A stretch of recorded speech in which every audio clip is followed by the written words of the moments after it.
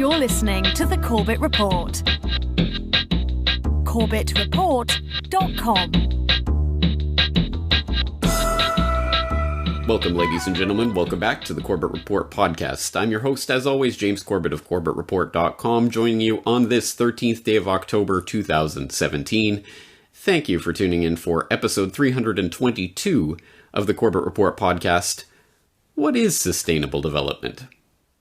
Now, hopefully, you have just completed episode 321 of this podcast, Why Big Oil Conquered the World, and before that, episode 310 on How Big Oil Conquered the World, so you are all caught up to date with the Big Oil series. If not, I suggest you go back and listen or re-listen to those podcasts so that you are caught up, because the next few podcasts are going to be fallout from that documentary project, which has been ongoing for as vast as that spans as much topic matter as that. It's impossible to contain all of the information that you want to contain in a mere 3 hours. A mere 3 hours of exploration. And as you can imagine, there was a lot left out on the cutting room floor and a lot of things that are just mentioned in passing in the documentary that really do deserve podcast episodes unto themselves.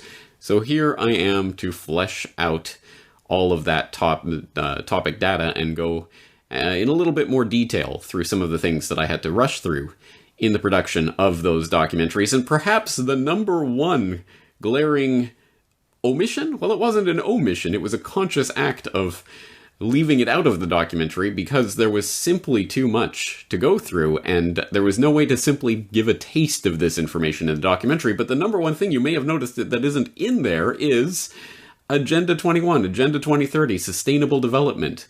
These are core linchpin parts of the connection between the big oil environmentalism, the carbon eugenics, and the technocracy. This is one of the links, the bridges that bridges those particular movements of the crypto-eugenic ideology. And it's extremely important, which is why I was attempting to put it in here and there in the Why Big Oil Conquered the World documentary, but I realized there was no way to really force it in there and do it justice. It really does deserve its entirely own documentary, and perhaps that will come in the future. But for the time being, we'll use this podcast today to flesh out this concept, because as I say, it is linchpin, it is integral to understanding the bigger picture of the carbon eugenics technocratic push of the modern day oligarchs and their push for this system of total control, which may come as a surprise, because I'm sure you've never heard of sustainable development, at least in any mainstream sense, in anything but the most glowing and glorious terms. And yes, indeed, if you do have that question, what is sustainable development? You can always turn to that handy-dandy oracle of the modern era, YouTube. You can go and you can type in the search term, what is sustainable development? And it will guide you lovingly directly to the font of knowledge itself, the United Nations, so that you can behold this answer to your query.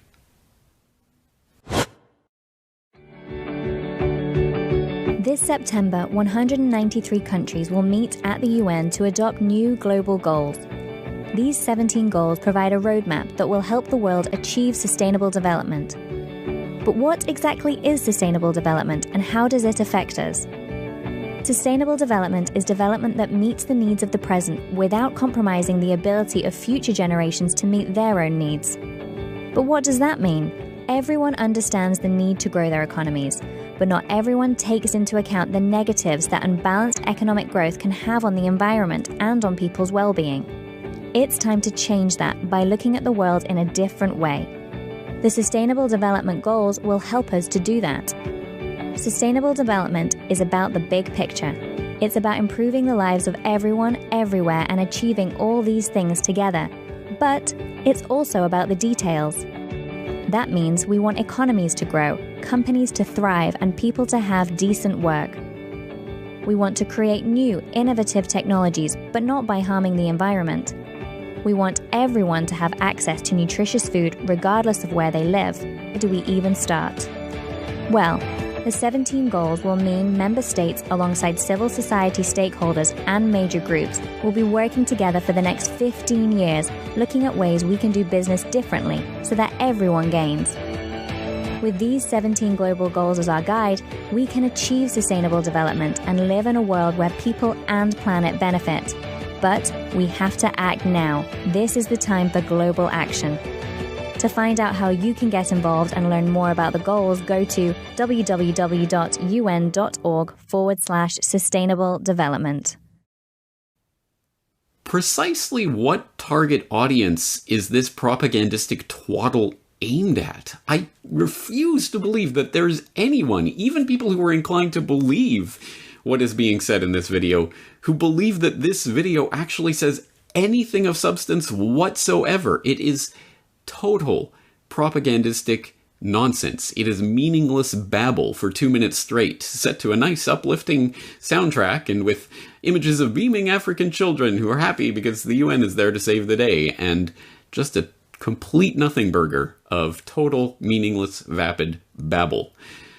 If that did not satisfy your question about what is sustainable development, never fear, we will actually provide an answer in this podcast, but that's just to set the stage to let you know what it is we're up against, which is a full-on propagandistic assault that is designed to make you feel like sustainable development. It sounds like it's good, it sounds like it's manna from heaven, it sounds like it's something about being good for the environment, and people are happy, and everybody's sharing, and all of these things that sound warm and fuzzy, so it must be a good thing. Well, if you want to delve into this question in a little bit more detail and have a concise but meaningful answer, let's dig through the Corbett Report archives, because it was almost 5 years ago to the day. It was October 20th of 2012 that I broadcast Corbett Report Radio episode 241. Again, that is available on the Corbett Report website. I will put the link in the show notes, so to take you directly there if you're so inclined. And in that episode of Corbett Report Radio, I talked to Rosa Corey of DemocratsAgainstUNAgenda21.com, which is quite a mouthful. So again, I will link that URL directly in the show notes if you're interested in going there. She is the author of Behind the Green Mask, UN Agenda 21, talking precisely about what at the time was known as Agenda 21 is now being pumped as Agenda 2030, and sustainable development. Well, perhaps we can start off for the benefit of the listeners out there who are encountering you for the first time or are unfamiliar with your work. Let's just hear a little bit about yourself and how you got interested in researching UN Agenda 21. Well, I'm a professional appraiser, a commercial appraiser. I was a district branch chief for the California Department of Transportation for about 30 years and an expert witness testifying in land use and land value. And about 10 or so years ago, I found that it was pretty difficult to determine what property was worth because people were being restricted in what they could do with their property. And around that same time, I was elected to an oversight committee on a redevelopment project, a huge project, and I researched it and found that it was fraudulent. So we sued to stop that. And while doing the research to find out what was behind that redevelopment project, I found United Nations Agenda 21, Sustainable Development. Well, let's talk about your book and how that came together and the type of research that you've done over the preceding years into this agenda. The book is, basically I wrote the book because I am traveling all over the United States and I just simply wasn't able to go everywhere. And I had the information and was able to put it together in a way that's very clear and understandable, and it's a quick, short read.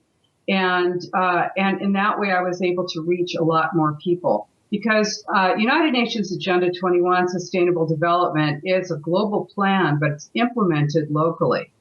So this is really important because it doesn't come called Agenda 21. So you have to know what it looks like in your town to be able to recognize it. Well, that's right. In fact, every time we have someone on to talk about Agenda 21, it's everyone has their own way of summing up what that is and how it's unfolding. So what's your take on what is United Nations Agenda 21? Agenda 21 is the action plan. It's the blueprint to inventory and control all land, all water, all plants, all minerals, all animals, all construction, all means of production, all information, all energy, all education, and all human beings in the world. That's it. It's totally comprehensive. It's so comprehensive. It goes into so many different aspects of everyone's everyday life that it's staggering to think that so few people actually have even heard of this Agenda 21, let alone know what it is. How can it function so that it maintains that level of secrecy while being completely out in the open? Yeah, it's brilliant. It's a stealth plan, and it's operating in plain sight. And that is because it's called by so many different names. You'll see it in your town as a regional plan, generally as One Bay Area or Vision 2025 or Our Future 2050, something like that. Because what it is, the plan was signed onto. It was an actual United Nations agreement signed onto in 1992 by our president, George H.W. Bush, along with 178 other national leaders.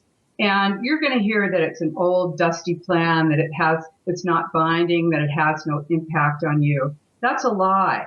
The truth is that it was brought back to the United States through the President's Council on Sustainable Development back in 1993. And all federal agencies changed their policies to conform with United Nations Agenda 21 Sustainable Development.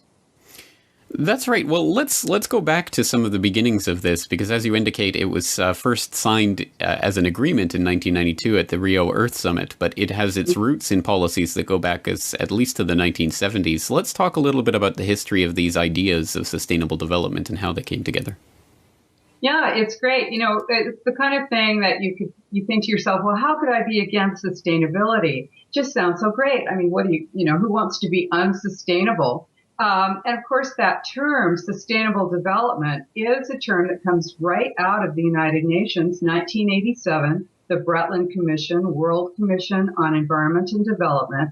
And they wrote a book called Our Common Future. And in that, the term sustainable development was first coined, formally given a definition. And that is, development that meets the needs of the present without compromising the ability of future generations to meet their needs. Sounds great, right?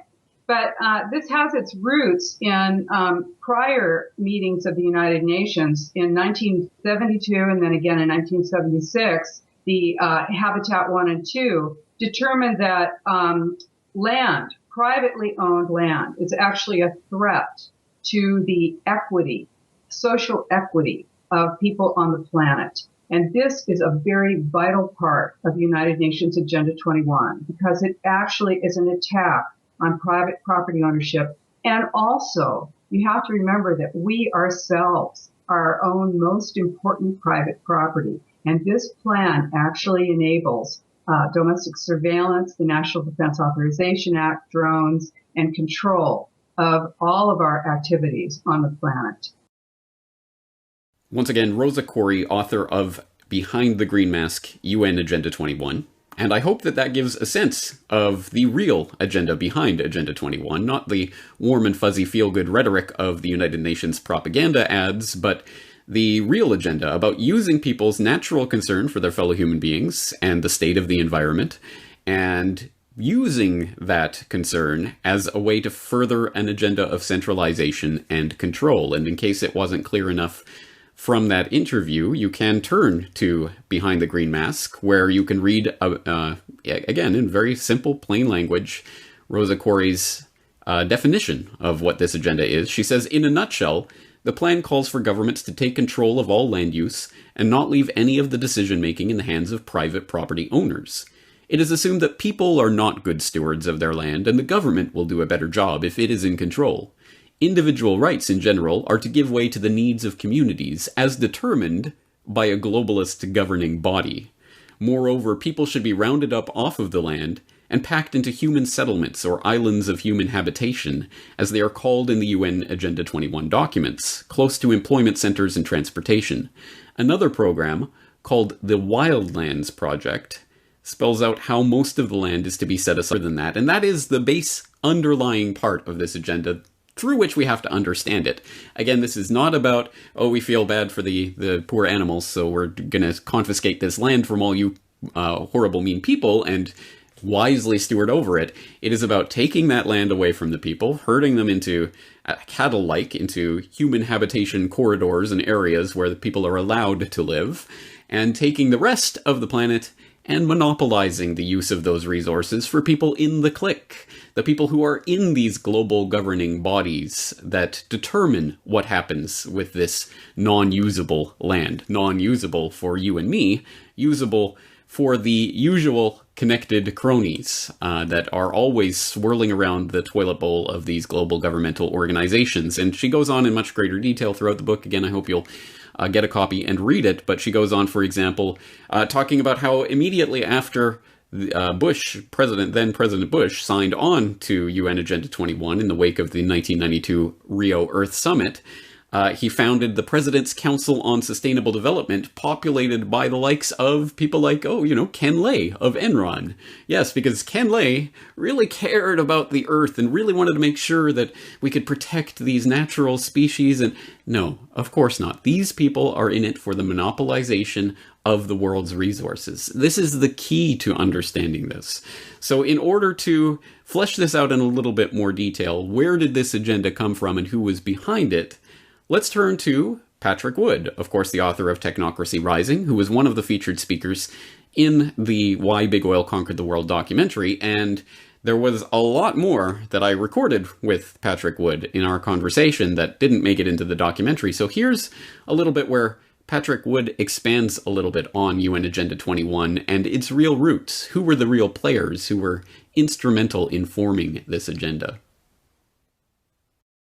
Agenda 21 was spawned in 1992 at the first Earth Summit that was held in Rio de Janeiro. The chairman of that Earth Summit was Maurice Strong, an important name in this whole movement. The Agenda 21 document was a 40-chapter book that was produced by the United Nations. It was published after that conference was ended. That was the agenda for the 21st century. That's why it was called Agenda 21. 21 stood for the 21st century. That was in 1992, and they figured that they had 8 years to get a running start at it to actually start implementing stuff by the year 2000. And this would kind of be the agenda for that period of time. However, to get some perspective on what was really going on, this was not something that just popped out of the UN like, some kind of spontaneous evolution or something. Not at all. Implemented back in 1983, terminated in 1987, that was called the Brundtland Commission, after the head of it, Gro Harlem Brundtland. And they challenged that Gro Brundtland was a member of the Trilateral Commission. This is not surprising. This is how Rockefeller was able to get stuff done. So Gro Brundtland was the woman that wrote Our Common Future, the book, that the United Nations later gave accolades to as saying Agenda 21 would not have been possible without Our Common Future, the book that was produced in 1987. That was also a proper noun status where, like capital M, capital D. And she defined it as an economic system. It basically, I've always contended now, it's technocracy from the 1930s. But she penned this document not for the sake of the United Nations and not for the sake of the people of the world. She penned this document for the benefit of the Trilateral Commission. There's just absolutely no doubt about that. And so there's Agenda 21, pops out in 1992, and all sorts of things happened since then, including Agenda 2030, which has just passed last year. And that was like an update to Agenda 21, if you will, gave it a little bit more teeth. But Agenda 21 was not the benevolent world consensus document that people think it is. It was a very narrow policy statement that was created by policy wonks at the Trilateral Commission for the sake of creating a new international economic order, which was or is technocracy. And that's where this whole thing is leading. It's exactly what sustainable development is. It's an incredible story, James. It just, you look at it and you say, how can this be? How could this just slip by and nobody caught it? Well, somebody caught it. Seth and I caught it a little bit back in the 70s, and we're catching it today. We can see what they've done now, but nobody understood it at the time. So we've had the big overview of what this agenda is, and now we're narrowing down on some of the core documents and details about the who, what, where, when, why. So let's turn to some of those core documents that Patrick Wood was mentioning there. Firstly, where did this come from? Where did sustainable development, capital S, capital D, as a concept really emerge from? Well, it's been around since the 1970s, but it was really formalized, as Patrick Wood pointed out there, by the Brundtland Commission, more formally known as the United Nations World Commission on Environment and Development, chaired by Gro Harlem Brundtland, and one of the members on that commission, no surprise to anyone in the audience who's been paying attention to my work on these issues, of course, was Maurice Strong. But that commission, of course, did come out with its final report in 1987 called Our Common Future, and we don't have to speculate about what was in that report. You can turn to undocuments.net, un-documents.net, where you can read the report itself. And specifically, Section 3 is headlined Sustainable Development. And this was the formalization and the codification of our modern understanding of this term. So let's read a little bit from this document, Section 3-27. Humanity has the ability to make development sustainable to ensure that it meets the needs of the present without compromising the ability of future generations to meet their own needs. The concept of sustainable development does imply limits. Not absolute limits, but limitations imposed by the present state of technology and social organization on environmental resources and by the ability of the biosphere to absorb the effects of human activities, etc., etc. I think we know that type of rhetoric and where it goes. Section 29 talks about sustainable global development requires that those who are more affluent adopt lifestyles within the planet's ecological means in their use of energy, for example.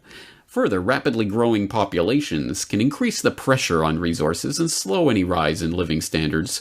Thus, sustainable development can only be pursued if population size and growth are in harmony with the changing productive potential of the ecosystem.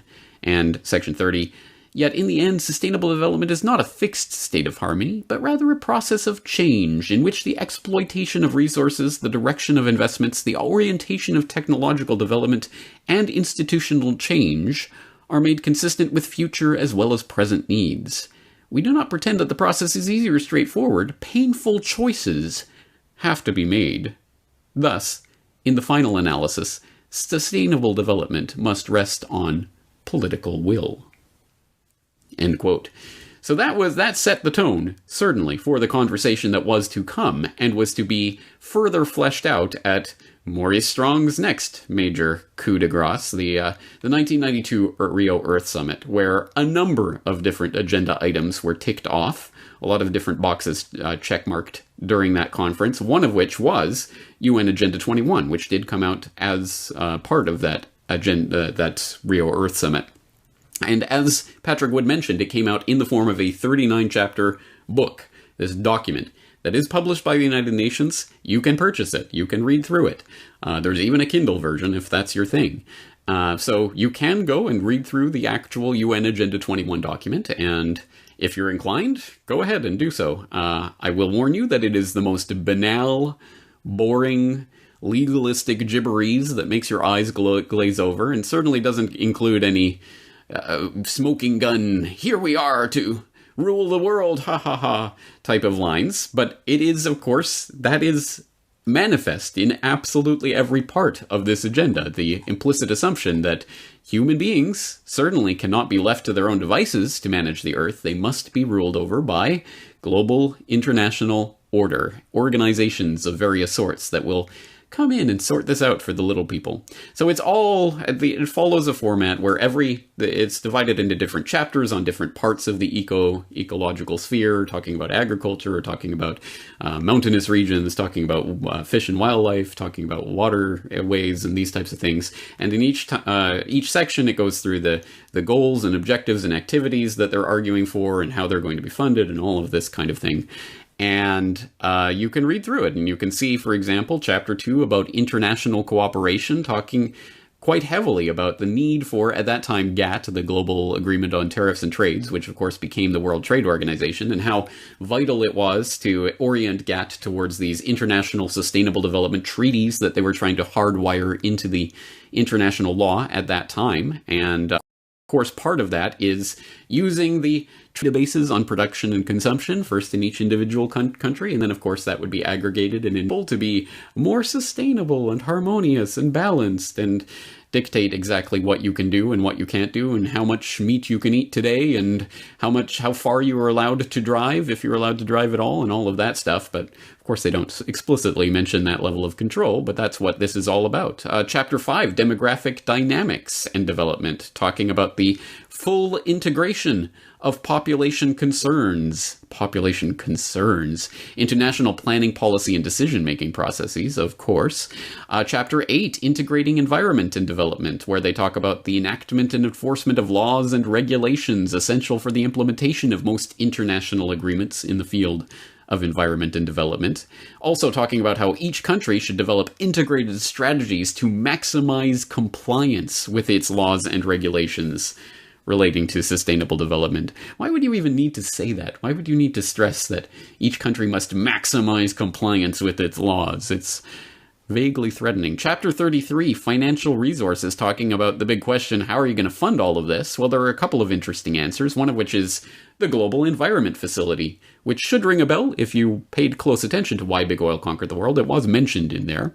The World Conservation Bank that Edmund Rothschild rolled out, or the idea that he was pimping at the 1987 Fourth World Wilderness Conference, helmed by Maurice Strong, of course, that came to fruition in 1992 after the Earth Summit as the Global Environment Facility, mentioned in the Agenda 21 document, saying the Global Environment Facility, managed jointly by the World Bank, the UN Development Program, and the UN Environment Program, whose additional grant and concession funding is designed to achieve global environmental benefits, should cover the agreed incremental costs of relevant activities under Agenda 21. And what are those costs? Well, they're enumerated later on in Chapter 33 of the Agenda 21 document. The Secretariat of the Conference has estimated that average annual costs from 1993 to 2000 of implementing, that they were envisioning for the implementation of this agenda, over $600 billion per year. And that was 1990s dollars, where hundreds of billions was a huge, mind-bogglingly huge figure. Not so much in these days where we throw around trillions like they're sticks of bubblegum. But yeah, that gives you a sense of the scope of this agenda, or at least what they were intending for this agenda. And then in Chapter 39, International Legal Instruments, they talk about the further development of international law on sustainable development, giving special attention to the delicate balance between environmental and developmental concerns. Now, again, there's no smoking gun where they're talking about ruling over the peons or anything like that. But as I say, this is embedded in the very concept of Agenda 21 itself, and of course in its implementation through things like the President's Council on Sustainable Development, which Rosa Corey writes about in her book, talking about people like Ken Lay and others are going to be the ones determining how do we balance environmental concerns with development concerns. And of course, it will be the exact same formula that the oligarchs use to create their monopoly on the energy supply of the 20th century. It is to rule out the possibility of any competition, because as John D. Rockefeller sagely advised us, competition is a sin. That is, if you're trying to compete with the big boys, the oligarchs and their minions, then you are a sinner, and you need to be expelled. So how do you do that? Well, you create these wildlife corridors and these preservation areas that can be developed. We have to balance environment and development. It just means that you have to go through these international bodies and these organizations that have somehow or other gained control of these areas, and if you have the right development project and ideas, and you have you do your due diligence, and you have the secret handshake, and you went to the right secret society and the right university, then you can absolutely go ahead with your development. I.e., exclude all competition and make sure only the cronies will have access to these resources. This is the fundamental part that we have to understand about the Sustainable Development Agenda. It is about carving out monopolized spaces of the planet, monopolizing those resources for the sole and only use of the connected clique members who are part of the special club, who get to participate in the development projects that are allowed to happen there. Everyone else will be moved into these little human habitation areas where we'll be crammed in, and everything will be monitored, controlled, and eventually rationed as we enter neo-feudalism. Again, this is such a vast idea, such a vast agenda that it's hard for most people to get their hands around on it, to get their mind around it. And so, let's listen to another part of my interview with Patrick Wood, where I think he details quite succinctly and quite powerfully what this agenda is and how it is going to function. What's happening is that there's a massive resource grab going on all over the planet. And when I say resource grab, you have to put yourself in Rockefeller's shoes and the banker's shoes, the Rothschild shoes and whatever, and say, what do you do when money wears out? What do you do? When you sucked all the value you can out of the monetary systems you created, what's left? Well, you and I don't think about those sort of things because we don't have that much money, but these people at the top, especially the bankers, I'm sure they stay up at night thinking, what's after money? What comes after money? The Rockefeller family, especially, has always been a resource-intensive family. That's what oil was all about in the first place. It was a resource, and they understood that energy would be the most important factor in the world over any other type of resource. They understood that. That's why they wanted to create a monopoly over energy. Well, today, as money has been sucked dry, the only thing left to do is to make a grab for the resources themselves. And that's what sustainable development is all about, is taking the resources of the world away from you and me, away from private companies that aren't part of the clique, if you will, and putting them into a global common trust that will be managed by them for their benefit. This is really nothing more than neo-feudalism, again, where the resources are owned by a few and everybody else gets to operate with those resources at their pleasure and discretion. But we see this resource grab not only in America, but all over the planet. And they've had different schemes that they've implemented along the way to do it. In America, for instance, you have the federal government gobbling up blocks of land around America, putting them into various kinds of conservation trusts or national monuments or whatever, but basically taking the land away from. So, well, that's really strange because the Constitution doesn't provide anything for that. In fact, it says they're not supposed to own any land except for D.C. and a few ports and stuff around the country and something for the military. So it's completely outside of our Constitution. They're doing it anyway. But now the United Nations has implemented a program, for instance, called Debt for Land, where they're going around to countries that have been buried in debt, on purpose, I might add, but they've been buried in debt. They have no way they can ever pay off. And they say, look, here's what we'll do. If you agree to put X millions of acres into a conservation trust, a wilderness area conservation trust, whatever, we will waive the interest on your loans, basically forgive your loans. But that interest that you would have paid to us, you have to pay to maintain those wilderness areas, those conservation areas. So once that land is taken out of production, it can't serve the people of the world anymore. It's a resource grab. And they're doing this all over the planet. It's absolutely astounding when you see the hundreds and hundreds of millions of acres that these people have taken offline. And some of your viewers might remember the movie Goldfinger, one of the first James Bond movies. The theory of Goldfinger was he was going to raid Fort Knox, and the idea was he wasn't going to steal the gold. He was going to set off a nuclear device so that it would irradiate the gold that was there, and all the other gold that he'd already bought up in the world would instantly be worth billions of dollars. It was a genius plan. Just spoil the gold that's in Fort Knox, and you'll have all the wealth that you want. Well, this is kind of what's happening with the resources of the world today. Take them out of the pool. Take them out of production. And obviously that makes any remaining land even more valuable, because land is where we get everything. That's where all the wealth of the world comes from, whether it's timber, agriculture, water, gold, minerals, metals, everything we have is from the earth, everything. And they're seeking to control all the resources of the earth. And they're doing it through the auspices of the United Nations and sustainable development. It's a resource grab on a global scale, and it is about monopolization of the world's resources for the benefit of a very few at the expense of humanity.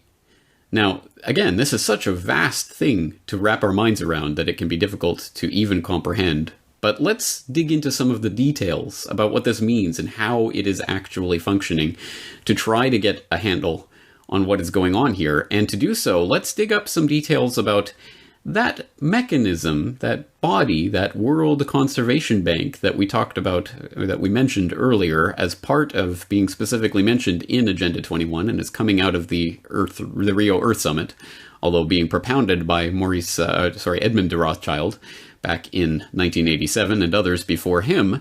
But the Global Environmental Facility, which again, you will not have heard of if you just read the sort of headlines about sustainable development, but is an exceptionally important body that exists and is doing real things in the real world. If you want more information about the Global Environment Facility and what it does, I would highly recommend, not to toot my own horn, but I did write an article about this last year called The Second Most Important Bank You've Never Heard of. And it goes through a number of the different programs. It goes through that story about Edmund de Rothschild and how that led to the Rio Earth Summit and the creation of the GEF. But for the summary of what this body does and how it does it, let's read from that article where I wrote, "The Global Environment Facility has so far made over $14.5 billion in grants and co-financed a further $75.4 billion. It is the funding mechanism for 5 different UN conventions, including the United Nations Framework Convention on Climate Change, which itself established the IPCC. The bank's slick promotional videos highlight a number of projects it has helped fund in various impoverished nations. The construction of drainage trenches to prevent glacial lake flooding in Bhutan, the establishment of protected areas and economic development in Mali's wildlife areas, and the funding of Chinese companies producing solar cells and wind farm technology. Supremely bizarre group chanting videos aside, we are the Global Environment Facility, and we're chanting for sustainability. Me.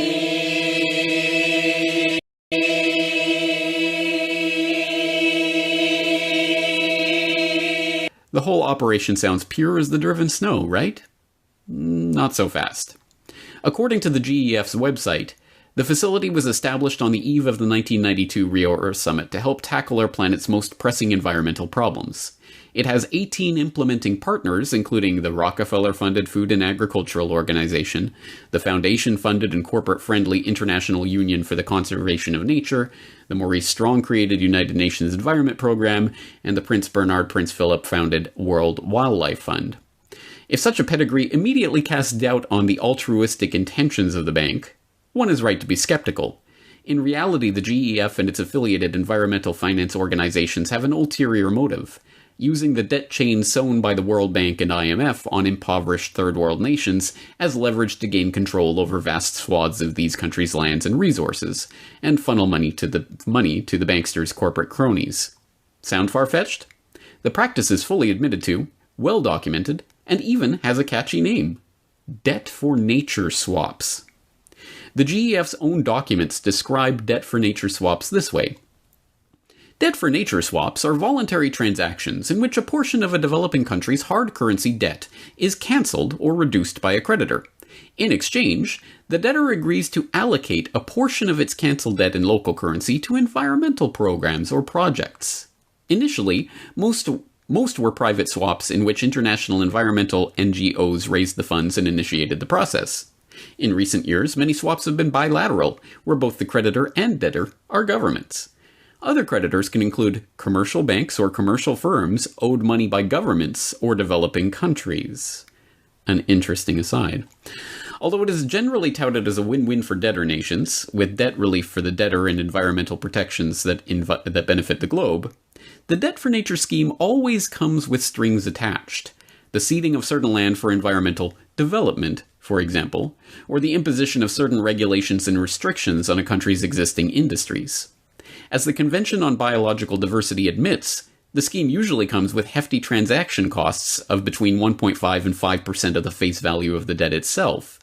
And the big winners of these projects are generally the ones contracted to do them, manage them, or direct the investments, not the locals who, like the Aborigines of Palawan Island, are kicked off their land and effectively wiped off the face of the map. Although it sounds scarcely believable, the debt for nature swap proposal has been kicking around since it was first suggested by Thomas Lovejoy of the World Wildlife Fund in 1984. It was first used in Bolivia in 1987, and by 1991, the Journal of the American Bar Association, the international lawyer, was publishing articles about the concept. By 1998, it had been hardwired into U.S. law through the Tropical Forest Conservation Act, which has so far facilitated $223 million in debt for nature deals with 14 different countries. End quote. Some interesting little nuggets in there, aren't there? And I would hope, I did mention this also in the Why Big Oil documentary, the Aborigines of Palawan Island is one example of the victims of these kinds of schemes, but there are many, many more, and I hope you followed the link from that mention of the Palawan Island Aborigines in the Why Big Oil Conquered the World documentary transcript, where you will find a link to eco-action.org talking about worldwide fraud, talking about the WWF specifically, and its association with many, many examples of indigenous peoples being run out of their tribal native lands where they've lived their entire existence for the benefit of environmental development projects overseen and driven by the WWF and its cronies. And remember who founded the WWF: Prince Bernard and Prince Philip and Julian Huxley and Godfrey Rockefeller, another member of a different branch of the Rockefeller family. So there you go. Very interesting, isn't it? And so if you follow that link to worldwide fraud, you'll find many, many examples of these types of situations where people are driven from their lands in the name of environmental development. In Zaire, the Barwa Pygmies were driven out of their ancestral land in order to establish the Kahuzi-Biega National Park. WWF has been deeply involved. The victims formerly lived in dignity in their traditional ways, but are now exposed to alcoholism, prostitution, extreme poverty, and exploitation by the neighboring Bantu people. Likewise, Bambuti Pygmies were driven out of the Maiko National Park as a result of joint government and WWF activities. Similarly, in Central Africa, the Zanga Sanga project, which had been directed by WWF since 1988, has resulted in the destruction of livelihood and loss of dignity of the Baka Pygmies in this area and in the loss of their ancestral homeland. In Rwanda, the Batwa Pygmies were driven out by the Nyungwe Natural Forest in 1994, way for a nature conservation site. WWF was involved in the creation of this area, and as a result, the Batwa of Rwanda have lost their ancestral land and last refuge. In Kenya, the Tsavo East National Park has been established and is managed with the help of WWF on the Sanyi ancestral land. The Sanyi have been severely prosecuted as poachers on their own land. As a result, the Sanya peoples have been virtually destroyed as a society of hunters and gatherers. In Namibia, the Hayom Bushmen have been driven out of their ancestral land, the Etosha Pan, which WWF is involved in securing as a conservation area. In consultation with WWF, the government of Botswana declared, at the Zani Kotla meeting in February 1996, that the 3,000 last remaining Bushmen, in broadly traditional gathering lifestyles, have to leave their ancestral land and their traditional lives. The reason being that their ancestral land is now proposed as a new game reserve. In South Africa, the 40 last remaining Bushmen have been chased out of their ancestral land, which is now largely used as the Kalahari Gemsbok National Park. WWF has been involved and is still involved. Furthermore, they continue to discount the land claims of the evacuated Bushmen. In India, the Gujar nomads in Uttar Pradesh are victims of a nature conservation project, where WWF is directly involved. Also, the last few Aborigine peoples belonging to the Negrito race have been victimized by national park projects in the Nilgiri Mountains, where WWF was and still is active. Etc., etc. I think you get the idea. Please do go read through that article and look at the examples of how this has already been used time and time again as an excuse for driving people out of their lands and taking those lands over in the name of preserving nature and doing some development deals on the side, with transaction costs being funneled by commercial banks. Wonderful gig if you can get it, right? And don't think that this is some sort of ancient history or something that's been stopped in the recent past, because it still continues to go on to this day. Deserted and destroyed, these ruins in western Uganda are all that remains of a rural village, the residents allegedly evicted to make way for a timber plantation. For Bowman Elifazi, the memory is too much. He says his community was forced out at gunpoint by police and private security operatives, and that he lost everything. They cut down all our crops and burned our houses or destroyed them with bulldozers.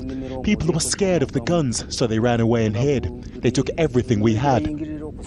The land clearances, starting in 2006, were to make way for the New Forest Company, a British company with World Bank financing and UN accreditation to trade carbon credits. Despite a massive investment in Uganda to bring jobs and sustainable growth, international charity Oxfam claims the company is responsible for abusing the rights of over 20,000 former occupants. Many of them now live nearby in extreme poverty. They say they've got no land to farm and they want compensation. The company claims the eviction was the government's responsibility. The government claims the occupants were there illegally. The people that were living on this land, which is now a tree plantation, took their case to the Uganda High Court in 2009. The court made an interim ruling saying the evictions should be halted, but they were evicted anyway. Now they say they're too destitute to be able to afford the lawyers to pursue their case. The areas in question are meant to be protected forest reserves, but thousands of people have been living and farming there for decades. It remains unclear if that's sufficient to grant ownership right under Ugandan law. Land issues in Uganda are quite very complex because there are multiple rights on the same piece of land. So an investor must be proactive to understand what kind of land am I going to invest in. However, Oxfam claims the New Forest Company are obliged by international regulations to change their practice regardless of local law. For those who lost the land they depended on, sustainable tree plantations turned out to be their worst nightmare. Malcolm Webb, Al Jazeera, in western Uganda. Well, joining us from London now, we have Kate Geary, the co-author of the Oxfam report, and Robert Devereux, the chairman of the New Forests Company. Thank you both for joining me. Robert, let me start with you, because it's a pretty damning report by Oxfam. Oxfam saying your company has abused the rights of over 20,000 occupants. Can you categorically deny that? Good morning. Yes, I think I can categorically deny it, but what I would like to say is that we are taking these allegations extremely seriously. We're puzzled by them because they completely contradict our understanding of how these took place, and that's an understanding that has been validated in a number of independent reports that took place subsequently to them.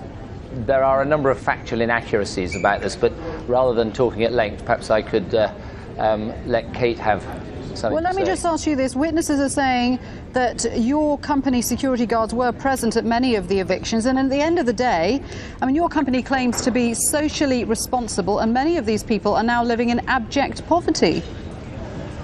Well, I mean, we are an extremely socially responsible company, and we have a reputation for that, and that's a reputation that's thoroughly deserved. The first thing I think I should say is that it must be understood that we are not, by Ugandan law, allowed to participate in land claims, evictions, evacuations, or vacations. What our responsibility is to try and ensure to the best of our ability that they take place humanely and in respect of people's rights. I believe we did that, and this is why I find these stories so confusing, because we believe these movements to have taken place voluntarily and peacefully. I could give you lots of anecdotes, for example, that we allowed a significant number of people back onto the land after they had left to cultivate their crops. They came on and they left again quite peacefully. None of that seems to correspond in any way to the horrific stories. And they are horrific stories that are coming out of the Oxfam report. Let's bring in Kate to answer that on behalf of Oxfam. Kate, Robert's saying that the evictions or people's movements were undertaken in a humane way. And in any case, a lot of those people were there illegally, weren't they? I too am quite mystified by how Robert can be saying that people left their land voluntarily. These are people who have brought 2 court cases against the company, alleging that they were abused and harassed, that their crops were destroyed and their homes destroyed. So the company is aware it wasn't the company doing it, Kate. It was the government, the Ugandan government carried out these evictions, and the Ugandan government is saying that they were there illegally. The Ugandan government also bears some responsibility here, but the responsibility also lies with the company. It simply cannot duck responsibility for what has happened to the people who were on that land.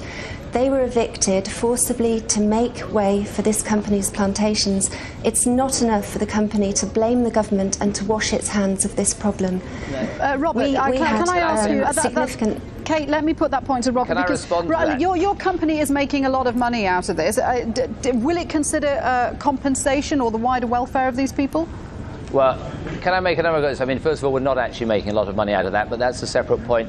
We offered, on a specific answer to the compensation issue, we offered to pay compensation. The government were unwilling to take advantage of that proposal.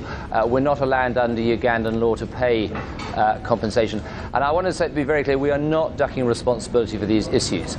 We've gone to great lengths to try and ensure that these movements were undertaken voluntarily and peacefully.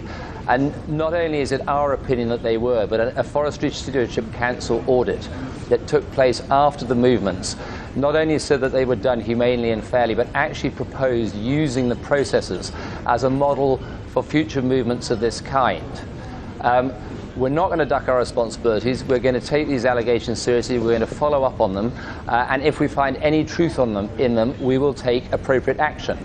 OK, last quick word to Kate, because, I mean, land issues are notoriously complex, aren't they? What is clear is that companies like NFC have brought massive investment into Uganda. I mean, that's a good thing, isn't it? Oxfam welcomes investment when it's responsible, and indeed NFC has carried out community development, but we also see the downside of the investment, where 22,000 people were forced from their land and are now left in destitution. We welcome the fact that the company is going to look into that. The communities are demanding justice. They would like to be compensated and given alternative land so that they can restore their livelihoods. OK, let me thank both my guests. By the way, very quickly, Robert. So I was going to say, I think OK, thank you very much. OK, Robert, thank you very much indeed for that, and Kate Geary, in both of our guests in London there. Now, of course, this is all going to be done with a wink and a nod to the old boys and the old boys network that, yeah, well, these are just some bushmen out in the middle of nowhere. Who cares? Kick a few dozen tribesmen off their land and we'll take over the land and use those resources properly. It's for the best, and who cares? It's in the backwoods of darkest Africa. What does it matter? Well, don't worry, old boys. This network is coming for you and your land, too. Of course. This is not limited to any particular area of the globe. It is a global agenda, and it is being implemented globally everywhere, including the United States of America, where you may have seen the map before about the Wildlands Project, showing the different corridors of wildlife and conservation areas and areas, the no-go zones, basically, where if the Wildlands Project and other such things are implemented, humans will not be able to go without special permission from the overarching international governmental bodies that will be overseeing these types of things. And it's an interesting map, but where does it come from? What is the Wildlands Project? What is this all about? Well, you can go to, for example, nwri.org, where you can find the Wildlands background on the Wildlands Project, which has a pretty thorough overview of what this is, where it came from, tracing it back to the 1976 UN Conference on Human Settlements, and then through the Brundtland Commission, and then through Agenda 21, and then finally into the Convention on Biological Diversity, which was signed there in the 1990s, and how this is essentially a project to create these corridors and areas that, again, will not be usable by humans without the special pass from the government, i.e. without Kenley or his ilk giving you the permission, or more likely giving his friends the permission to develop this or that. And it goes through in this article in great detail about all of those things. So I will suggest that to you, and I'll put the link in the show notes, of course. The Wildlands Project has morphed into the Wildlands Network, which is available at wildlandsnetwork.org, so you can go and read through their propaganda material, and they even provide the various source documents that first documented this idea and its proposal and development in the Wild Earth publication. They have the spring 1991, the 1992, and the 2000 issues of that up for download on their website, and other information about where this project stands today. And it's interesting when you compile all of the different maps of what they want to do with this, in the Florida Panhandle, and over here in the Rockies, and over here in the plains, and all of this. And when you compile that into the Wildlands Project map, it is quite startling to see. Here are the no-go zones, and this little bit over here is where you can live. And this is the ultimate agenda. This isn't just about the Aborigines of Palawan Island or other people out in the woods somewhere. This is about everyone, everywhere, including Americans and Japanese and Canadians and Australians and Europeans, and everyone are going to be increasingly rounded up into increasingly more compact cities where absolutely every aspect of your daily life will be utterly surveilled, monitored, tracked, controlled, and rationed. But don't take my word for it. Take the wet dreams of these would-be social engineers that continue to be foisted on the public as if they're a good thing or something to look forward to. Oh, hi. I'm so glad you're on time. I'm V. I'm looking forward to showing you around Plandopolis today. My husband works from home. He's a virtual engineer working on one of the city's desalination plants. He controls the robots who do all the important maintenance.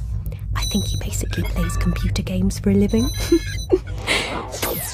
You ready to go? Have you got your calorie card open on your smartphone?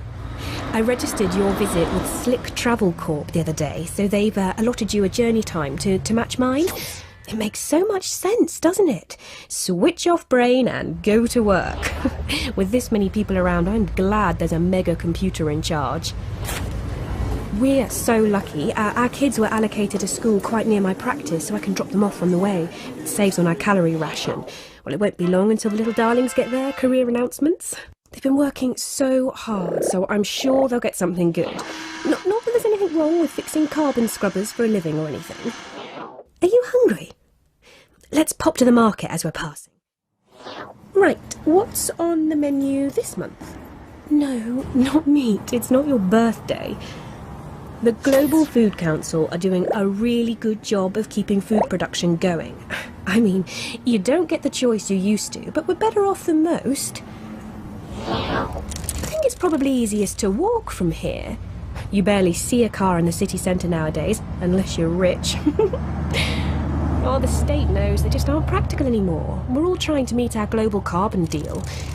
Electric bikes are so much better for getting around our neighbourhood. And why waste valuable space on car parks when you can use them to grow food? I don't care what you say, Alex. They don't deserve to live in that ghetto.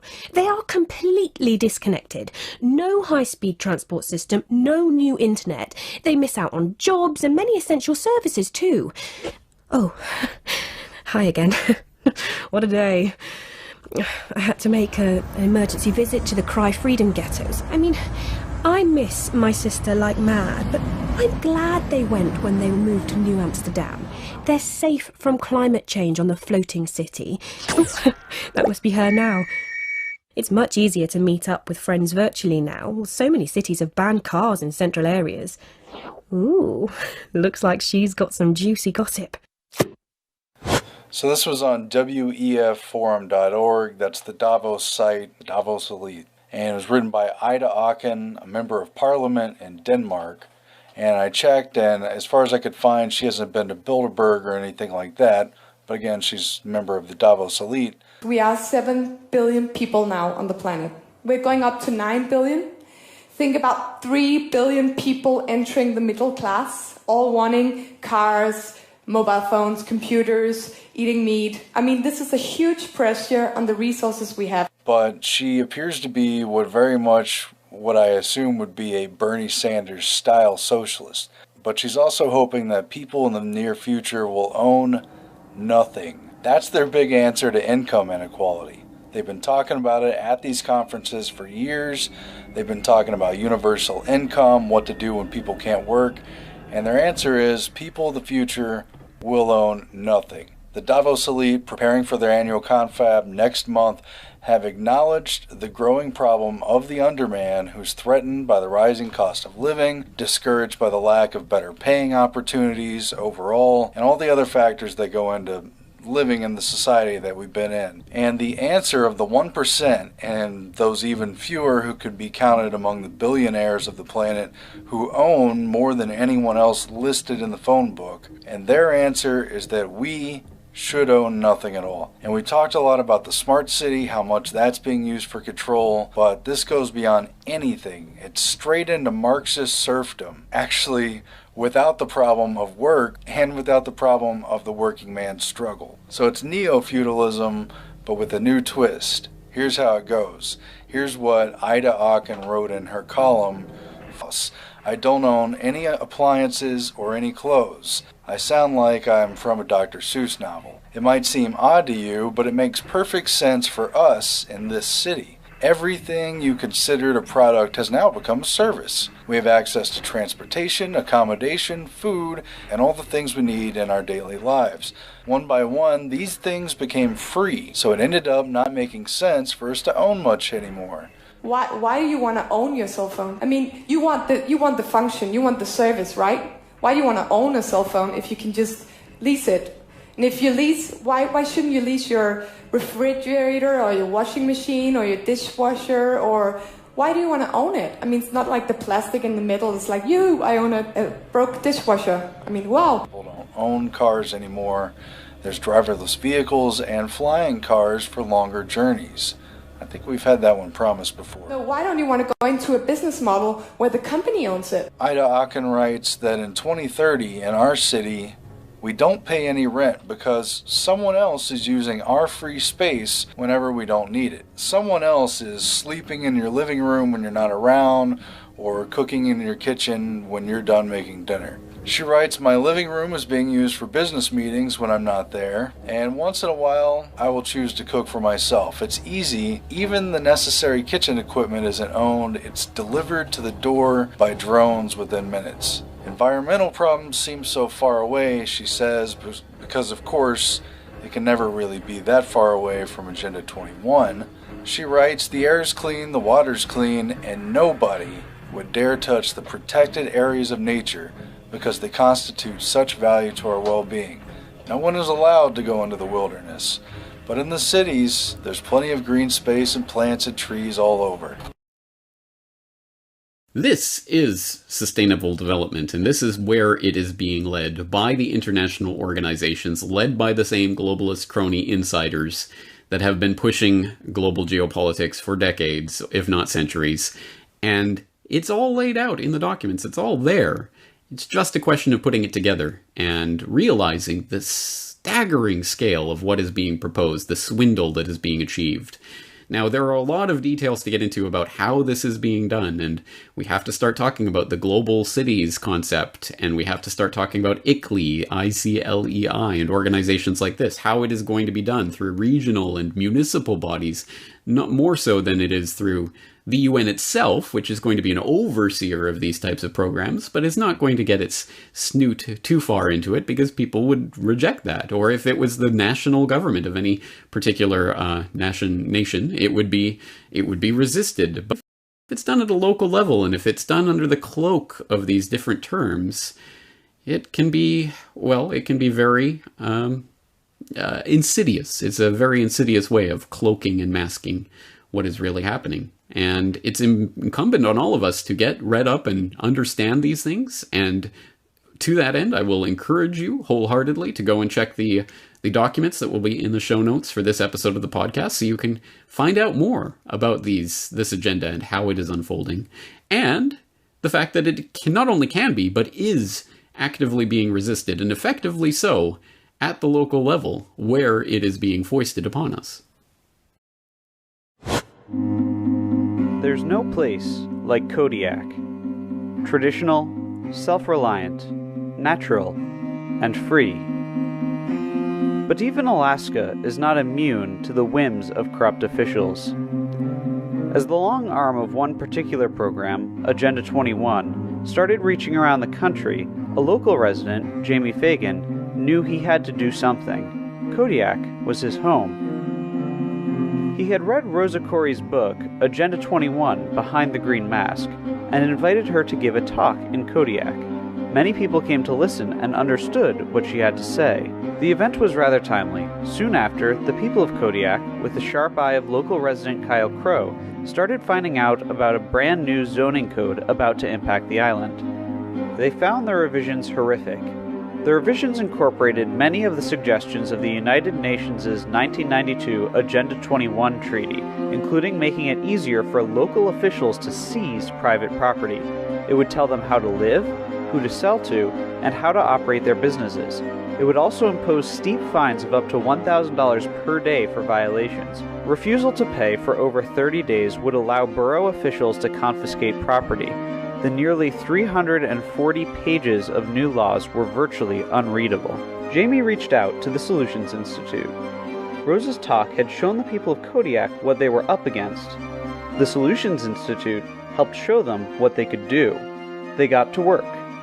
The Solutions Institute helped them choose a name, set up a Facebook group, and create videos. Grassroots Kodiak volunteers put information about the proposed zoning changes and what was at stake on postcards and mailed them to all 5,500 addresses in Kodiak. It was a call to action. When the Borough Assembly met in February 2015, activists were ready. Amidst a wet night with flooded roads, more than 300 of the 13,000 people in Kodiak attended. There were 69 speeches in all. The activists were proud of their town, but the people didn't prevail that night. The Borough Assembly showed no sign of abandoning their plans, and that meant one thing. There was more work to do. Grassroots Kodiak kept up the pressure, and when the matter came to a vote on March 12, 2015, they won. The council voted unanimously to scrap the code inspired by Agenda 21.